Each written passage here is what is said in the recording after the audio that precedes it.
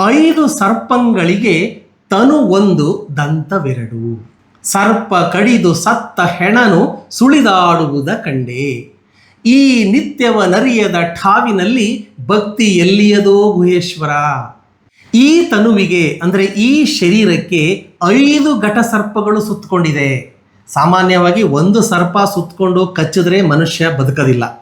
ಈ ಶರೀರಕ್ಕೆ 5 ಸರ್ಪಗಳು ಸುತ್ತಕೊಂಡಿದೆ.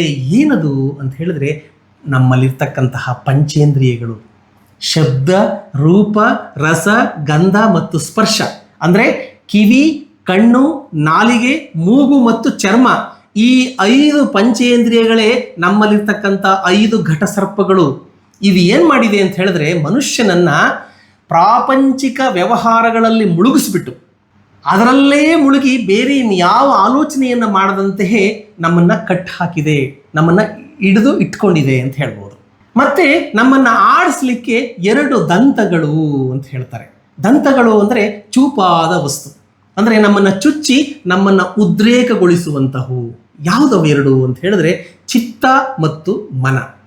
ಮೊದಲು ಮನಸ್ಸು ಮಂಗನಂತೆ ಹರಿಯ ಬಿಟ್ಟಾಗ ಚಿತ್ತ ಏನು ಮಾಡುತ್ತೆ ಅಂತ ಹೇಳಿದ್ರೆ ಅದನ್ನು ಹಿಡಿದು ವಿಷಯಗಳಲ್ಲಿ ಅಂದರೆ ಕಾಮ, ಕ್ರೋಧ, ಲೋಭ, ಮೋಹ, ಮದ, ಮತ್ಸರಗಳಲ್ಲಿ ಮುಳುಗಿಸಿ ಮನುಷ್ಯನನ್ನ ಅದರಿಂದ ಹೊರಗಡೆ ಬಾರದ ಹಾಗೆ ಮಾಡುತ್ತೆ. ಹಾಗಾಗಿ ಈ 5 ಸರ್ಪಗಳು ಅಂದರೆ ನಮ್ಮ ಪಂಚೇಂದ್ರಿಯಗಳು ಮಾನವನ ಜೀವಿತದ ಧ್ಯೇಯೋದ್ದೇಶ ಮತ್ತು ಸಾರ್ಥಕ ಬದುಕಿನತ್ತ ಹೋಗಗೊಡದೇನೆ ನಮ್ಮನ್ನು ಬದುಕಿಯೂ ಬದುಕದಂತೆ. ಅಂದರೆ ನಮ್ಮ ಕಣ್ಮುಂದೆ ಕೆಲವರು ಓಡಾಡ್ತಾರೆ ನೋಡಿ, ಅವ್ರು ಉಸಿರಾಡ್ತಾ ಇರ್ತಾರೆ, ಸತ್ತಂತೆ ಬದುಕ್ತಾ ಇರ್ತಾರೆ. ಹಾಗೆ ಅವರ ಬದುಕನ್ನು ಹಿಂಡಿ ಹಿಪ್ಪೆ ಮಾಡಾಕತ್ತೆ. ಹಾಗಾಗಿ ಶಿವನ ಚಿಂತೆ, ಶಿವನ ಧ್ಯಾನ ಇಲ್ಲದಂತಹ ಮನುಷ್ಯನ ಜೀವನ ಮತ್ತು ಪಾರಮಾರ್ಥಿಕ ಸವಿಯನ್ನು ಅರಿಯದ ಮನುಜ ಬದುಕಿದ್ರೆಷ್ಟು ಸತ್ರೆಷ್ಟು. ಅವನು ಅತ್ತಲಿತ್ತ ಸುಳಿದಾಡುತ್ತಿರುವ ಹೆಣ ಇದ್ದಂತೆ ಅಂತ ಅಲ್ಲಮ ಪ್ರಭುಗಳು ಹೇಳ್ತಾರೆ. ಅಂದರೆ ಅಂಥವರನ್ನ ಉಸಿರಾಡುವ ಹೆಣ ಅಂತ ಕರೆದಿದ್ದಾರೆ. ಇಂತಹ ಅಧೋಗತಿಯಲ್ಲಿ ಸಾಕ್ತಾ ಇರತಕ್ಕಂತಹ ಮನುಷ್ಯರಲ್ಲಿ ಇನ್ನೆಲ್ಲಿಯ ಭಕ್ತಿ ನಿರೀಕ್ಷೆ ಮಾಡಲಿಕ್ಕೆ ಸಾಧ್ಯ?